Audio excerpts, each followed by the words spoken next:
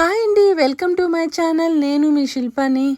ఈరోజైతే మేము మా తమ్ముడికి పెళ్లి చూపులకు వెళ్తున్నాము.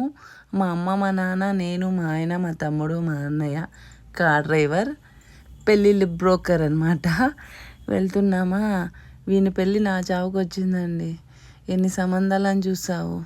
వీడు కొంచెం మా ఇంట్లో బ్లాక్గా పుట్టాడు. సేలే అవుతాను లేదు, ఏం చేయలే, ఏం అర్థం కాలేదు.